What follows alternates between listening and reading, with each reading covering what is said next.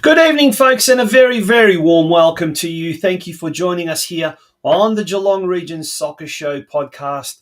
It's a cold one out there, folks, so hopefully you're indoors somewhere nice and rugged up and got a nice warm drink to keep you company. My name is Tonchi Prusak, and as is always the case every Monday night, it's already Wednesday on my mind.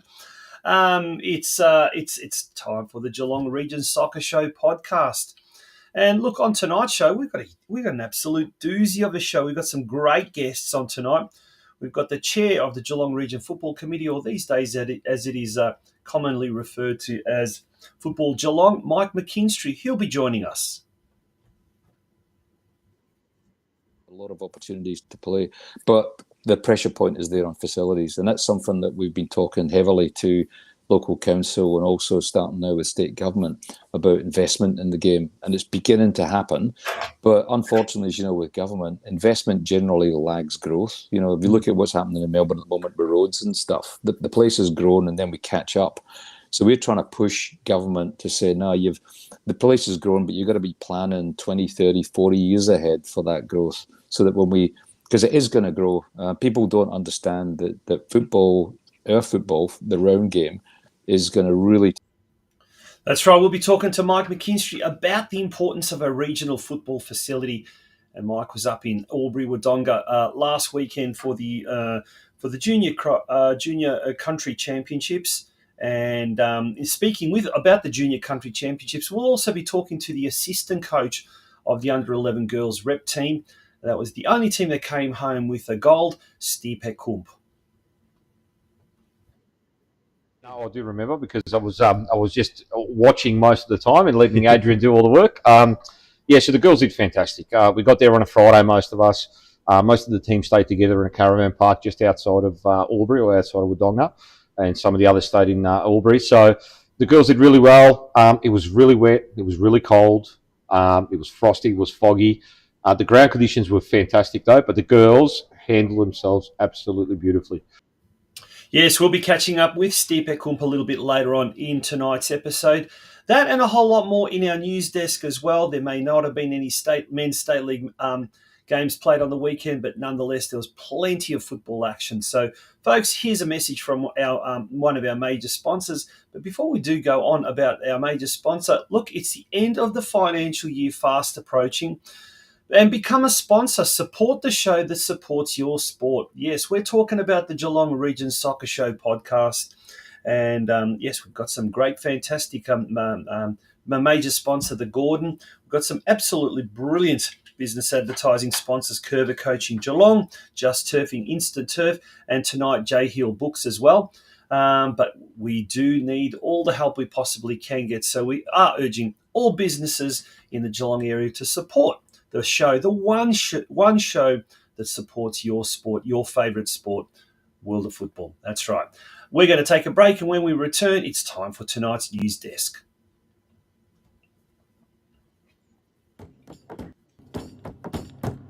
Your future is in your hands. There is a whole world waiting for you, and your choices determine how you will impact it. At the Gordon, we recognise this. That's why we champion hands-on learning.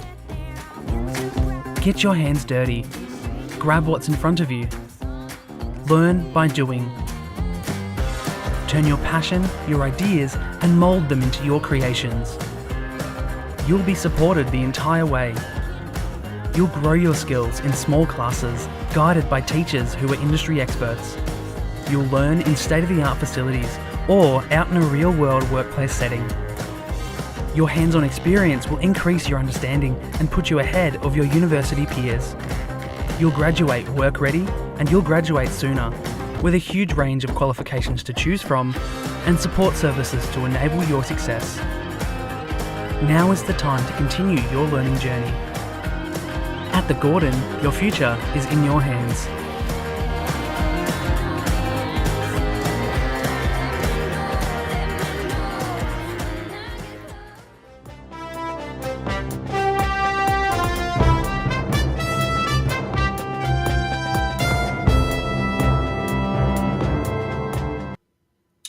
Yes, time for the news desk. And as we said, please become a sponsor or become a business advertiser as the end of financial year fast approaches. Support the show that supports your sport. Okay, turning attention to the Victorian Premier League men's competition, VPL 2. That's not right. That's not right at all, is it? Every week there's going to be a blunder. North Geelong Warriors did defeat Whittlesea Rangers 4-1. Cassian Angle, Angus Chapman and Sergio Escudero scoring 2 goals. But Geelong held the previously second-place Brunswick Juventus to a 0-0 draw. Well done to Geelong, and they did North Geelong a favour, the Warriors a favour, because that meant that the Warriors went up to top spot on the competition standings. Geelong Galaxy also played Calder United, former NPLW side Calder United, who were relegated from last year. And a 2-0 win over Calder United at Myers Reserve yesterday, courtesy of 2 goals by Alicia Eki. Well done to Galaxy. This weekend, we see round 19 of the Victorian Premier League 2 division, the men's competition. On Friday night, Geelong, who are in 10th, travel to 11th placed Werribee City.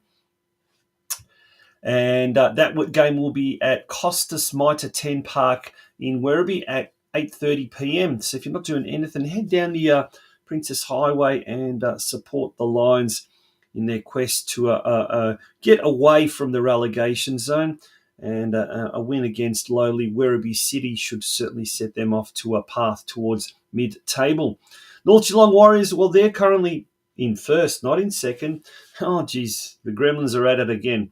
And they'll be taking on 13th place Boroondara Eagles at Wilcox Field at the Carey Sports Complex on Sunday at 3 p.m. Now, it's not going to be an easy game because Boroondara, in fact, held the previously league leaders, Eltham, last week to a 1-1 draw. So it is not going to be an easy game, that's for sure. Also on Sunday, Geelong Galaxy taking on last place Monash University at the Monash University playing fields. That game kicking off at 3 p.m.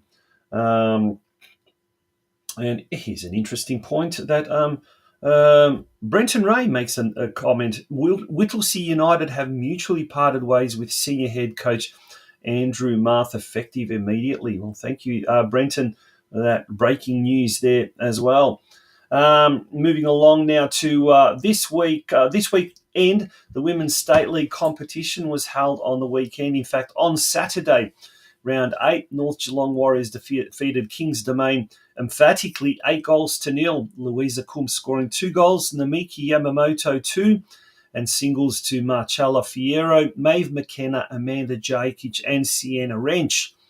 That means the Warriors jumped to third spot on the competition standings. And this Saturday night in round 9, the Warriors travel to second place Ballarat City. And that game will be held at the magnificent Ballarat Regional Soccer Facility on the first pitch, I'm told. And that game kicking off at 5 p.m. Yep, we didn't have any Men's State League action this weekend because of the mid-season break. And boy, wasn't it a little bit different, a little bit awkward, huh? Though this weekend we've got the round 12 fixtures happening. And let's start off with the State League 1.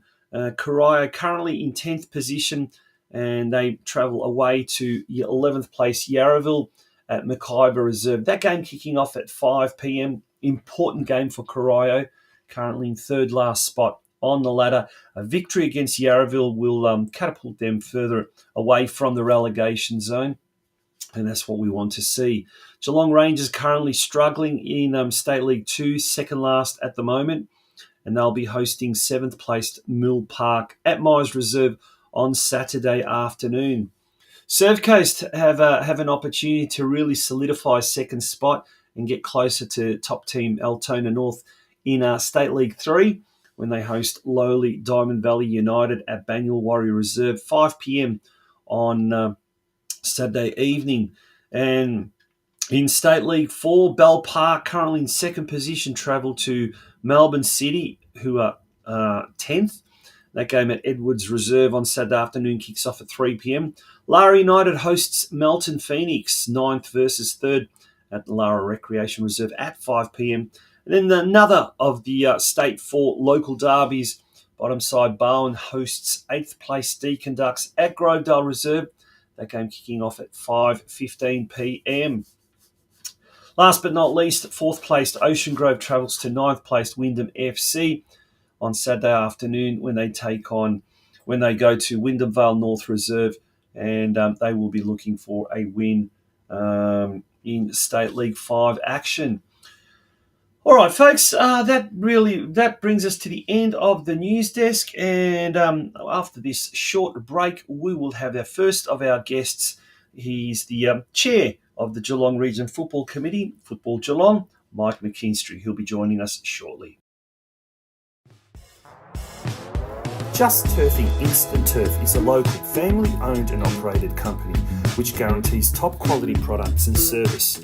Whether you need turf for a small front garden or a large landscaping project, Just Turfing Instant Turf are the turf installer experts you can trust.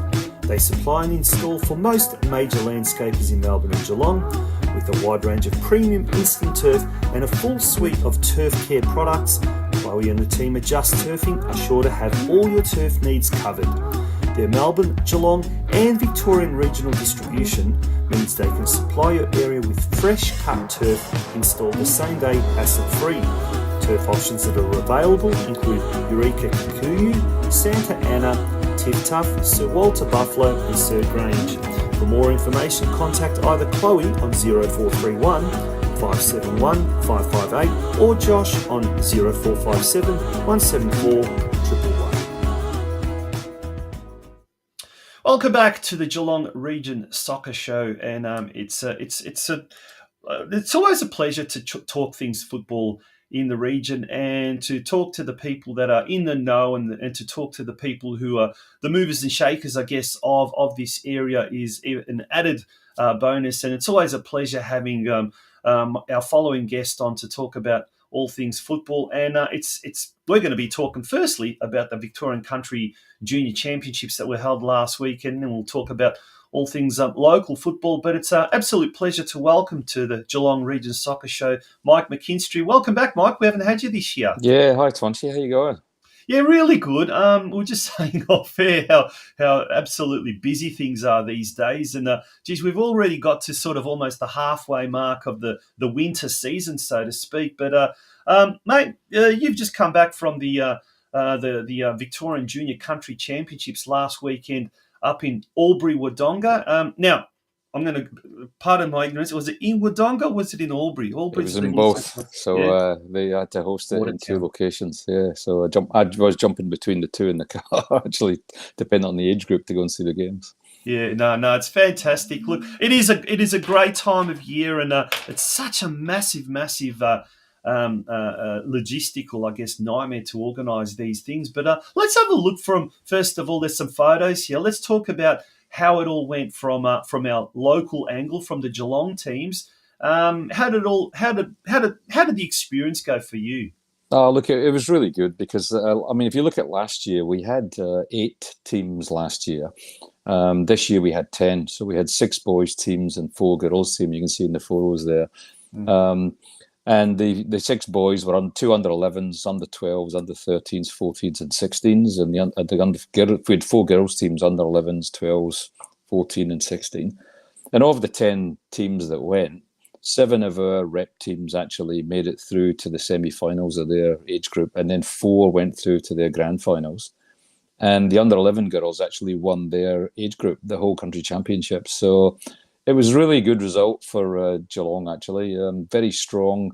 I'm really pleased the girls are growing because, it's a big area of the game that we know AFL's growing, but we're also encouraging it within football as well. And I'll tell you what, the under 11s were outstanding. They played some under 12 teams and they beat them as well. Mm-hmm. So we're seeing grassroots, and good coaching is really important with that. We've got some really good coaches in the country champs now that have been there consistently for the last few years. And it's really good to see that coming through when those under 11s, for example, and the 12s start to get to 12, 13, 14 and 15, I think they'll get better and better. So it was a great result. It was just a really exciting championship to be at. Well, that's not fair, really. The under 11s have got an ex-Socceroo as their coach. They have, yeah. Shout out to Adrian Leah, who is, part of Curva Coaching Geelong. Yeah. And if you really are kind of folks out there, if you're kind of thinking how important or how much emphasis good coaching is. 2 weeks ago, we had an interview with Adrian as part of Curva Coaching Geelong, and one of the things he said was how much we are really trying to invest, or Curva Coaching is investing on coaches. But speaking of coaches, Mike, this has been a real, and you start to see some of the same coaches coming back, which is great for continuity, but you also start to see some of the quality of the coaches on show, whether it's some of the males, some of the females as well. And it really is an opportunity, not just for up-and-coming young players to represent the region, but for up-and-coming young coaches as well. Absolutely. Look, Adrian did a great job, but if you look at it from looking at the girls, all the 3 other teams, under 12, under 14, under 16, were runners up. So the under 12s, for example, got put out in penalties right at the end. I was actually at that game. It was the very last game.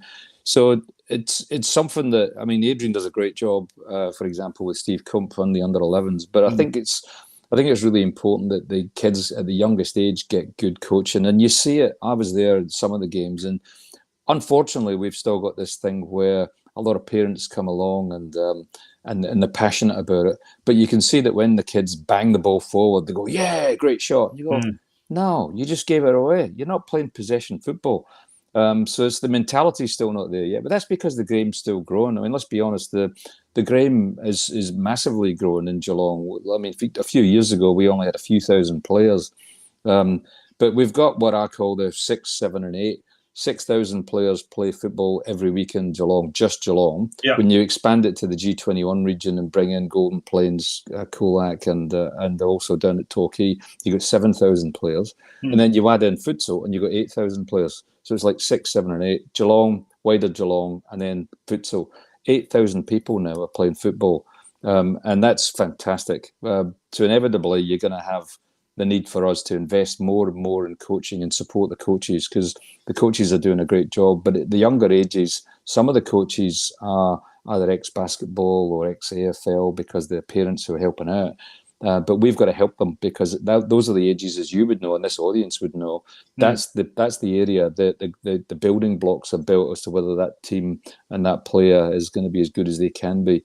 And someone who doesn't have a footballing background, we've got to help them, because they're great with the kids, but they don't always have the same level of understanding, like you said, Adrian, and others who really understand football well.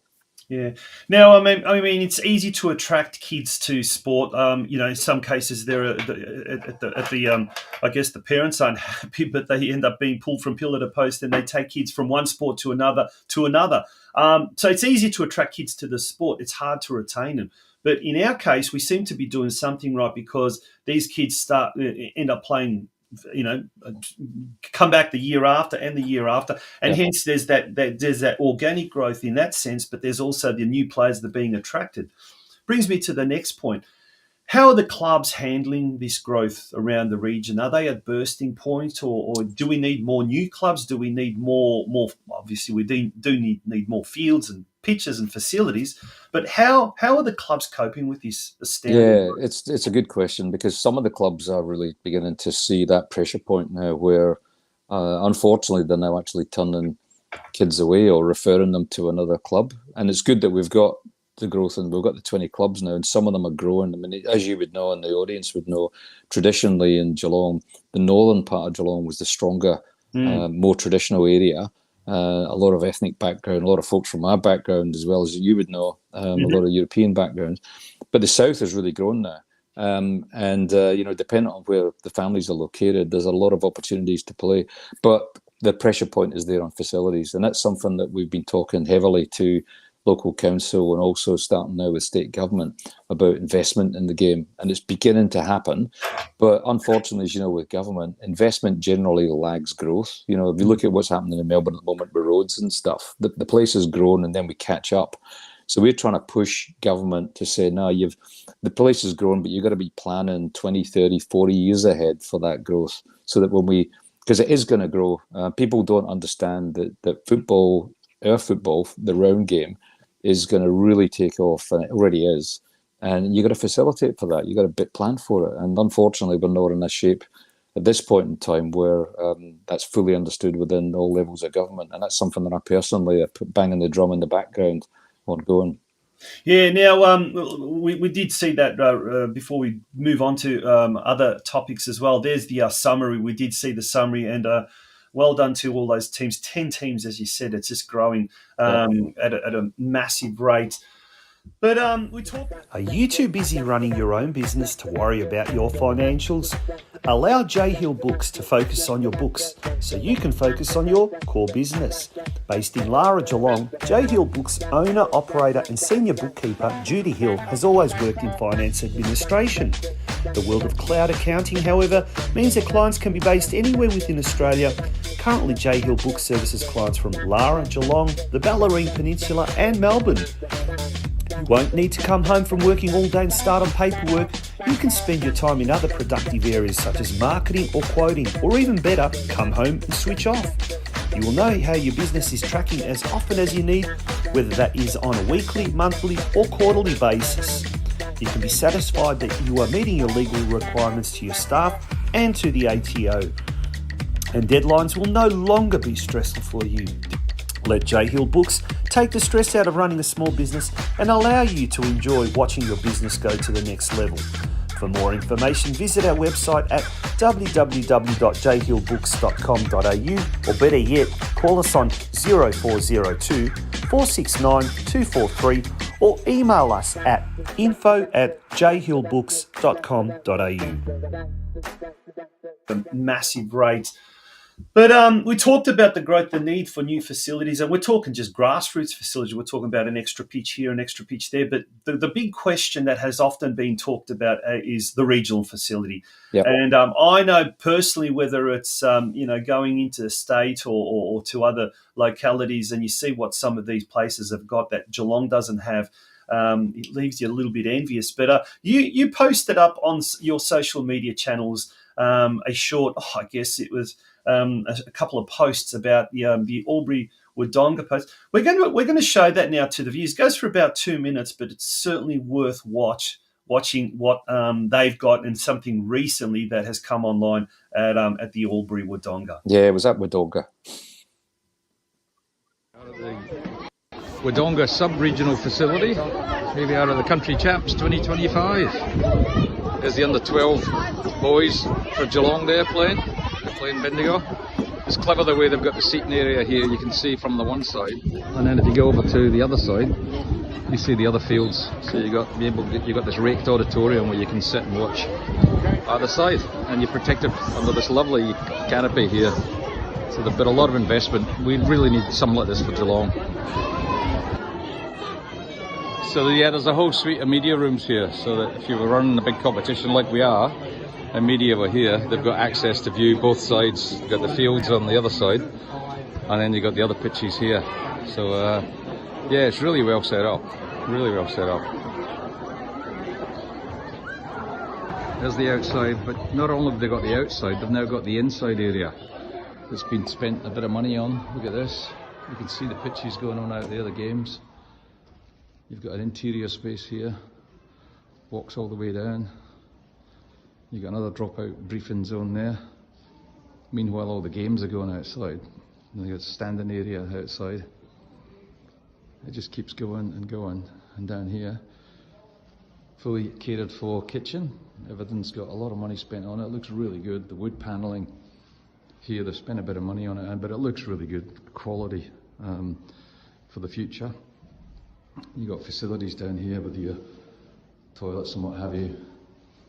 And then as you come down here, you've actually got access to a boardroom as well, which you can get into, so you can run specific meetings or anything here, you know, for the association, for the region, this being Wodonga, of course.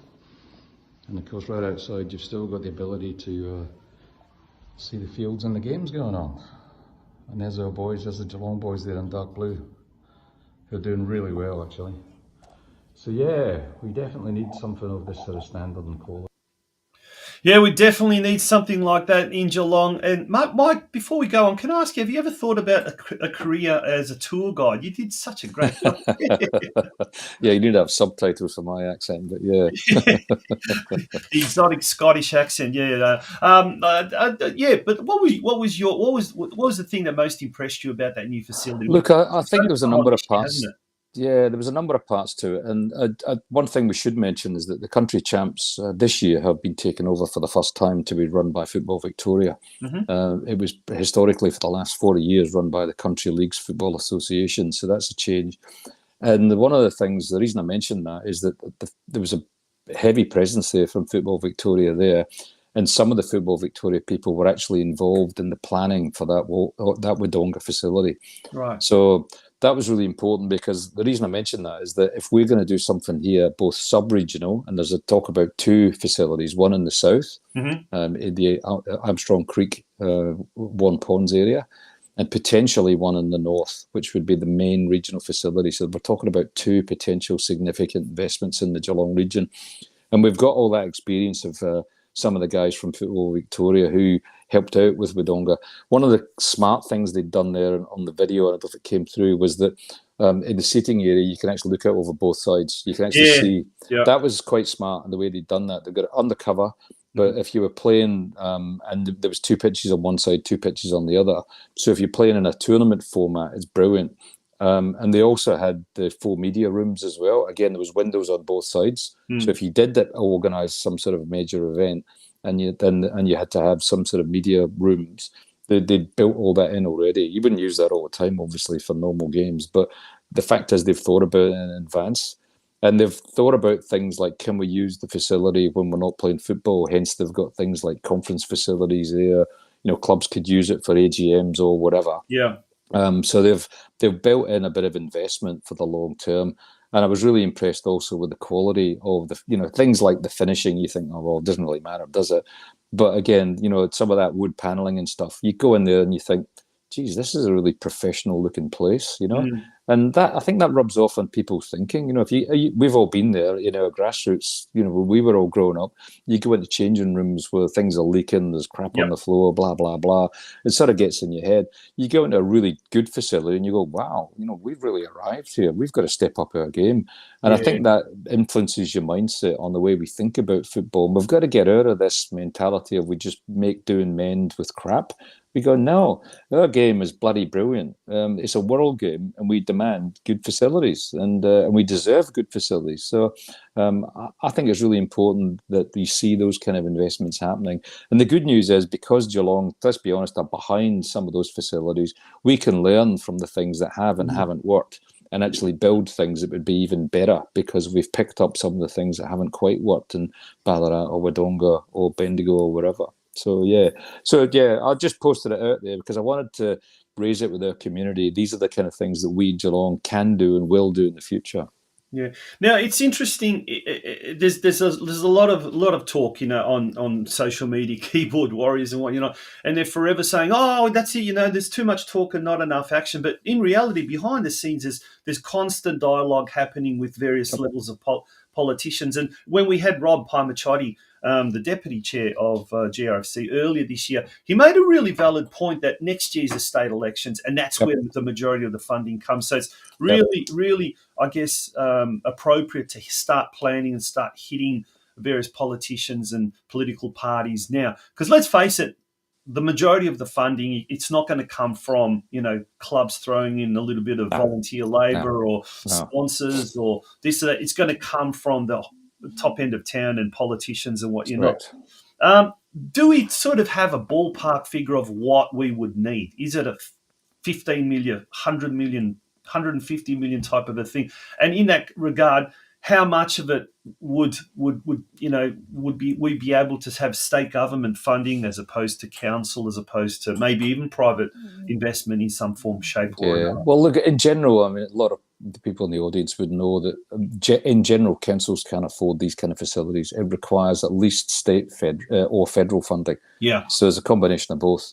Because at the end of the day, we all know we're all ratepayers. Council raise their income through rates. There's not enough there to actually fund some of these facilities, because facilities could be 15, 20 million and more. I mean, there's one going on at the moment in Gippsland, and it's a multi-sport facility, so it's not just for football. Yeah. And it's something in the order of 46 million. Oh, wow. So it depends how big you go, so you got to watch and look. At the end of the day, you got to be, financially prudent here. Yeah.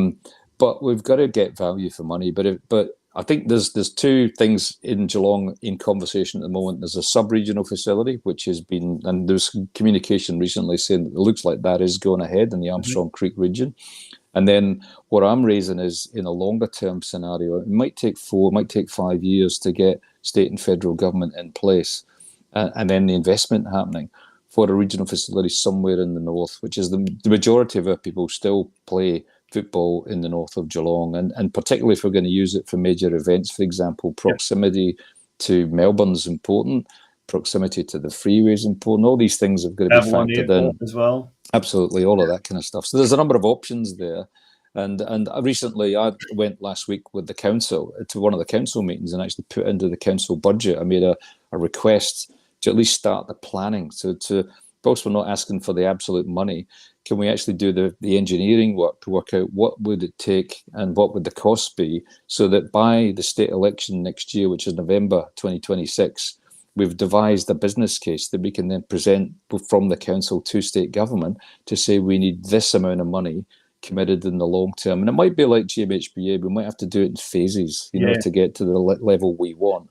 But we've got to have the plan for phase 5 in our head, whilst we then invest in phase 1, phase 2, phase 3, and phase 4 in the future.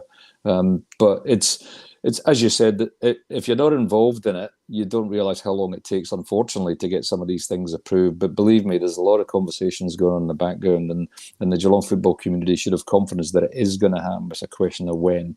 Yeah, and with anything that's growing, there's always teething problems, there's always issues. But look, by and large, I think a lot of the things we are getting right, as overall speaking, and there are going to be small things that along the way. And one of those things, I guess, is local competitions. And there's been a lot of talk, and I myself have had a bit of a rant a couple of weeks ago about the results, the posting of results and scores. And I know I've had a couple of people reach out, and I guess, I mean, obviously the competitions department, Football Victoria runs it. It's not your domain, Mike, but have these issues been brought up at the monthly club meetings that Football Geelong GRFC has each month? No, not at all. I mean, look, there are, as you said, there's a lot of it. I mean, there's a lot of moving parts. And in fairness to Football Victoria, and I'm not, part of my job is to actually keep Football Victoria honest, if you like. Yeah. I've got to push and represent the clubs. So I don't side with Football Victoria. But on the other hand, I do also have some understanding, as most people do, of, you know, how football is organised. The competitions is not easy. No. So one of the things that, for example, organisationally, it used to be registrations and competition were actually one person put together. This year, because of pressure that we put on them, they've actually split it apart. So actually 2 different people. One person's dedicated to registrations and one's dedicated just to Football Victoria competitions. And he came to the country champs at the weekend. And the response we've had from the clubs who come along to the Geelong meetings that we have once a month, he's been very, very responsive to the club. So they're getting better. Is it perfect? No. No. And there are some things like, you know, posting of results and so on. Yeah, that there are some exceptions there where that doesn't happen. But in general, it's got a lot better. But we've got to keep pushing. So I'm my ears open. If people have got some issues, I think it's important that you raise it within the club, because everybody's got an opinion, and that's great, you know, freedom of speech and everything. But your opinion is invalid, if you like, or could be validated if you raise it via your committee, via your club. That way it comes up through to me and to others, and it's the voice of all the clubs. It's not just one opinion, because one person says, I want to do this, one person says, I want to do that. But if the club says, we want to do this, and then more clubs say we want to do this, then it starts to gain momentum. So please, if there are niggling issues, raise it within your committees, because if you're not raising it within your committees, you know, it's like, you know, throwing rocks in the air. It's just going to come back down and hit you in the head and annoy you. And that is a brilliant point, Mike. Thank you for raising that up, because some people have reached out to me about the score issue, and I've actually said to them, "Who's your GRC delegate?" And they go, "We don't know." Or we'll find out. They're there. Just jump on your website. Find out. Exactly. We have to. They've all got presidents. Somewhere. They've all got secretaries. They all attend. Not all of them attend regularly, but there's a delegate comes on behalf of the club. Yep. Raise it within your club, because that way you're not feeling, you know, lost, you know, just getting angry over a particular thing. Raise it, and we'll look at it. Brilliant point. And on that note, thank you so much for bringing that up. And look, it's exciting times. No matter what we say, it is exciting times. And I think one thing that we haven't sort of really kind of touched on. Well, you did touch on the 6,000, 7,000, 8,000 type thing, but. Figure, but the numbers are quite astounding. Have we got any? I know it's still, you know, early days yet, and there are still players being registered. But have we got any idea, even ballpark, as to the growth this year compared to last? Yeah, we're just getting the final numbers now, but it's grown again by about another. It's between 5% and 7.5% is the latest information we've got, which is great. And that was there was a big year last year for various reasons. It grew 25% between 23 and 24. And I thought, well, it's never going to repeat that. And it hasn't quite repeated that level. But I thought, well, it's going to plateau for a period. But it hasn't. It's up another between, as I say, 5% and 7.5%. So we'll get the final numbers and we'll get all the age groups and stuff finalised. But yeah, this game is continuing to grow and it's fantastic. And with the Socceroos qualifying for America next year, North America next year, the World Cup, that number's going to go even nuts. And if one thing that the Americans do right, it's their marketing, that's for sure. And FIFA does it well, but it's going to be absolutely incredible. So I think. And one thing, Tonchi, I was going to mention that you and I had a brief chat beforehand. For those that haven't, we all got busy lives, and you don't always get a chance to get along. But on a Sunday morning, we run what's called the mini roos and the mini Tilly's hubs, right? So it's the under sevens and under nines.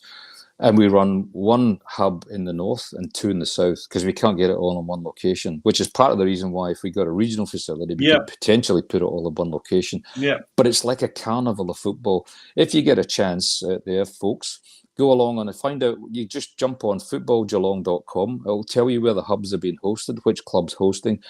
Go along and have a look. Even if you go for an hour, and you'll see this carnival of football where it's game after game after game between roughly 9 and 12.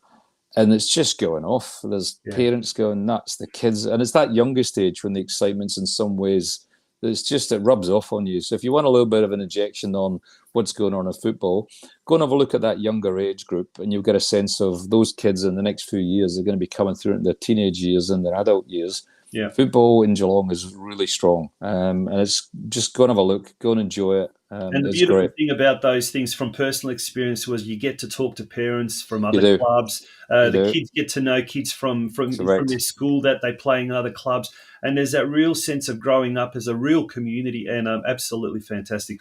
Mate, on that note, we'll let you go. Thank you so much for a great chat. And we'll look forward to maybe catching up with you towards the end of the season and having a bit more of an update as to what's going to happen next year. But keep it going, Mike. It's a big job. And this is the other thing we've got to make a point about. By and large, the vast majority of people involved in the sport, running the sport, are volunteers. Yep. And so, it's a lot of people giving up their spare time for the thing that they love, that we love, that you love, our beautiful game. And a big shout out to the clubs because they do all the heavy lifting. Good on all the clubs. Good on you. All right, Mike McKinstry from the Geelong Region Football Committee, or Football Geelong as it is known these days, joining us here on the Geelong Region Soccer Show podcast. And how quickly, how much the game has changed. Well, this is our 7th season. When we started off, we called it the Geelong Region Soccer Show, simply because in a town like this, if you refer to football, you're talking about the AFL. Well, 7 years later, maybe it's time to start thinking about a name change. We'll leave that hopefully maybe for season 8. Don't go away, folks. We'll be back very, very shortly. The world is yours. So work hard, and you can have whatever it is you want.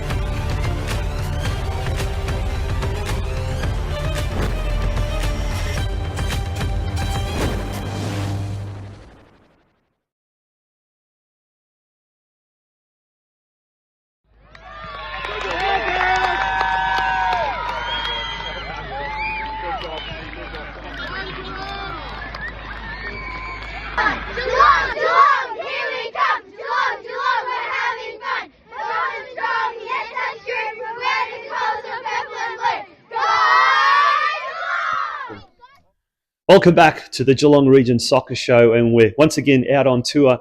And last week at the Victorian Junior Country Championships up in Albury, Wodonga, it was only the Geelong Under-11 girls that came home with the gold as far as the local region is concerned. And well done to the Under-11 girls. And we're speaking with the assistant coach of the Under-11 Geelong Rep girls team, Stipe Kump. Congratulations, Stipe, on the what an achievement. It is, Tonchi. Thank you very much. Thank you for having me. The girls did fantastic the whole tournament. Come home with the chocolates. Yeah, let's talk about the event itself. Obviously, having Adrian Leia as the coach, former Socceroo, that's probably a bit cheating as well, isn't it? But no, well done to Ada. But we'll talk about that a little bit later on. But the girls, let's talk about the girls. It's all about them. How did they approach it? Were they confident? And tell us some of the results if you can remember. Yeah, no, I do remember because I was just watching most of the time and letting Adrian do all the work. So the girls did fantastic. We got there on a Friday, most of us. Most of the team stayed together in a caravan park just outside of Albury or outside of Wodonga, and some of the others stayed in Albury. So the girls did really well. It was really wet. It was really cold. It was frosty. It was foggy. The ground conditions were fantastic though, but the girls handled themselves absolutely beautifully. They've had 2 games against the under-11s up there, against Bendigo, which they won 1-0. They also had a game against, I can't remember now which one it was, could be Latrobe or someone like that, which I think the girls did really well. I think they won something like 11-0 or 12-0. And then we played some under-12 teams up there because there wasn't enough in the under-11s. And the girls absolutely handled themselves perfectly. They won every game except one, which was the Monday game before the final. After our first 2 games in the 11s, we already made the final. So the girls handled themselves absolutely perfectly. We had a good range of girls. We had a lot of girls from Surf Coast FC, which were Adrian's kids from his team. They do, a lot of them are from the Curver program. Yep. Yeah. And then we had some from North Geelong. We had Cryer represented. We had Barwon, and we had, I believe we also had Ocean Grove represented as well. Awesome. So nice, really cross-section of the community. How important, now you've been involved in coaching for a long, long time. You still play a master's level, I believe. I don't play anymore. How important was the preparation? So the girls have been selected. They've made the team. You obviously had a few training sessions before the tournament for the girls to get to know each other. Did you have any bonding sessions and things like that for the girls to really get to know each other, or was that left to training? It was mostly left to training. So what Adrian was good enough to invite the girls that weren't doing Curver at that stage to continue training with the Curver Academy on Monday nights at Leisure Time Centre. So because most of those girls were already doing it, it just made sense to put them into that. And then I think we had about 3 or 4 practice games as well against a lot tougher, bigger, longer, stronger competition, I should say. And how important do you think was that conditioning, I guess, beforehand, playing against good opposition leading up to the tournament? Definitely, because we knew we were going to come up against stronger bodies up there, under 13s, under 12s. So for us to play North Geelong under 13, Surf Coast under 13 CPL team, and lose 2-1 or pretty good effort. I think 2-1 to North Geelong and about 5-1 to Surf Coast CPL. It was really good. I mean, these kids are 10, and for them to come up against 12, 13-year-olds, amazing. But the preparation was really, really good. I mean, Adrian drove a lot of it. And it was, the girls handled themselves perfectly. Now, off the top of your head, can you remember all the girls that were in the squad? I think I can. Let's go for it. I'm going to try, and I'm sorry if I do forget somebody or a name or two. So I'm going to start from the goalkeeper. So we had Matilda, we had Nalu, we had Zoe, we had Zara, we had doing well. Chloe, 5. Yes, we had Angela. Tell you what, we had Parker, we had Sage. Who else did we have? I've got 9 so far. 8 so far. 9. 8 so far. Right. Okay. You're counting on your enough fingers.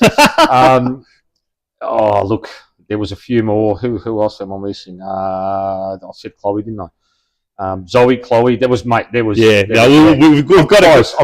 We've got a graphic right now, so we're just testing and on that. I apologise for everybody that I've missed out on. My apologies. Now, we joked around that's cheating, having an ex-soccerer as the coach, but all jokes aside, in my humble opinion, I think he's one of, if not the best junior coach in Geelong, Adrian, and obviously being a Curver coach, and he's got his own coaching business, but being his assistant, what did you take away from it? Like how much of this whole experience from your own footballing side, and you're head of football at North Geelong Warriors, so how much of it did you take away? Just that experience of leading into a tournament, doing very well, and coming away first prize. Yeah, look, it was an absolute pleasure to work with Adrian. I mean, he's probably one of the most ultimate professionals that I've ever met.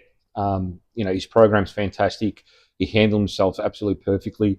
He doesn't take anything from the kids, as he doesn't take any. We know.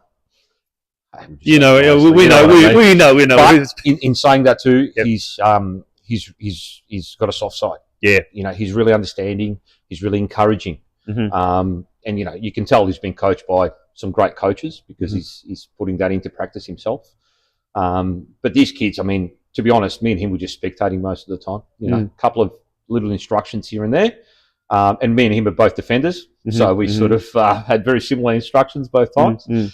But like I said, we looked at each other how many times during the game and said, geez, these girls are just fantastic.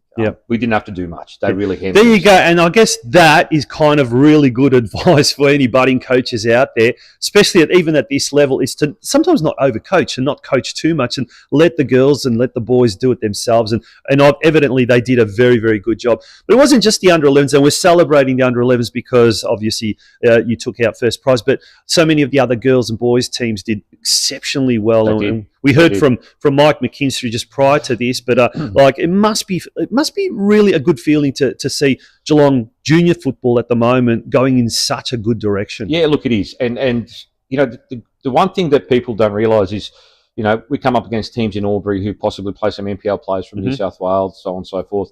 These kids that represent Geelong aren't playing at a CPL level or a JBNPL level. They are community-based players, and they are fantastic. I mean, the actual quality of community soccer or community football in Geelong is growing, and it's getting better year on year. It's fantastic. Absolutely agree with that.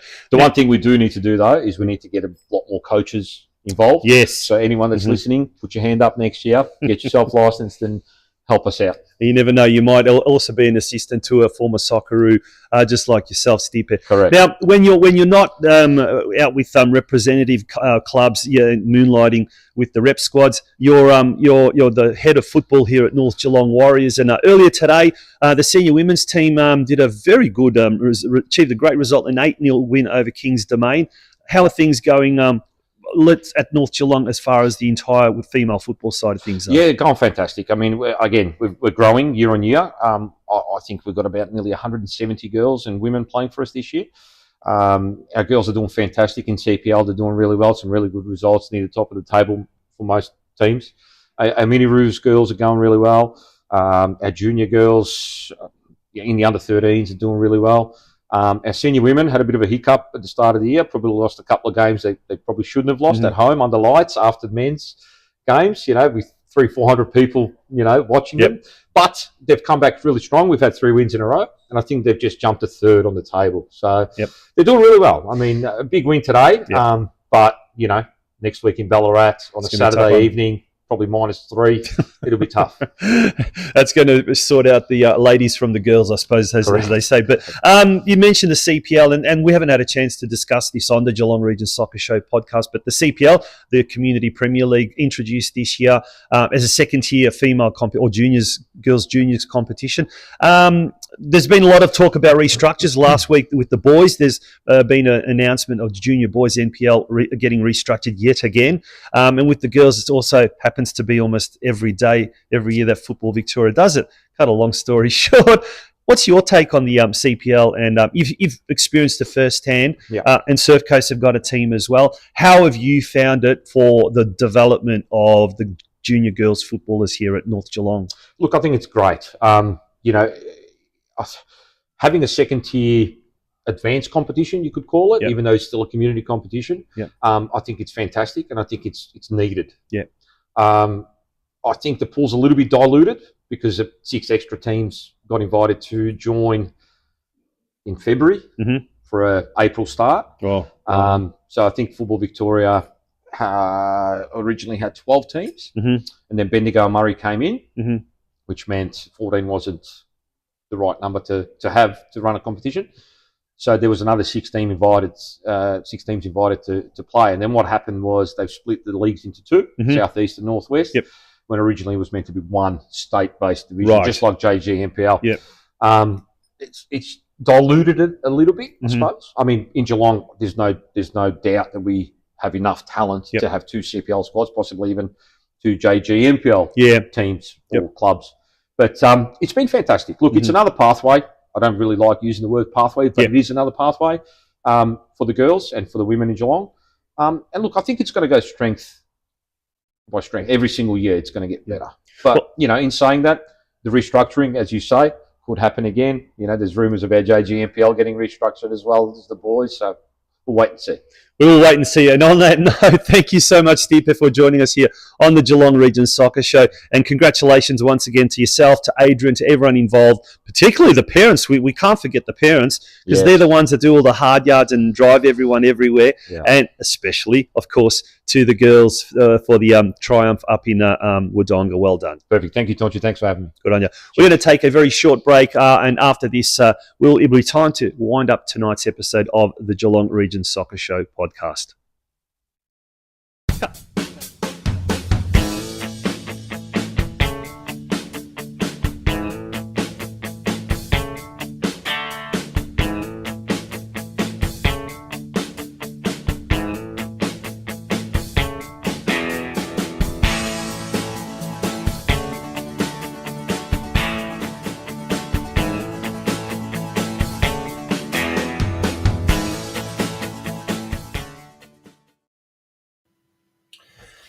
And that, folks, winds up or wraps up tonight's episode of the Geelong Region Soccer Show podcast, episode 163. We've had 13 episodes already this year, so we're well and truly now into the second half of the season.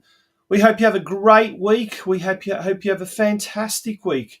And just before we go, just a reminder, you're going to hear a lot of this before the end of the financial year, which is in 2 weeks' time. Support the show that supports your sport, and there are many, many ways you can become a supporter of this show. Become a member of the show, which is only $5 a month on our Patreon website. Or if you're a small business owner, contact us directly via private messaging us through our Facebook page or at communitysportsmedia@gmail.com. And it's one tangible way of being able to support the show that supports your sport. On that note, thank you very much for once again joining us. We'll look forward to having your company next Monday night. Good night.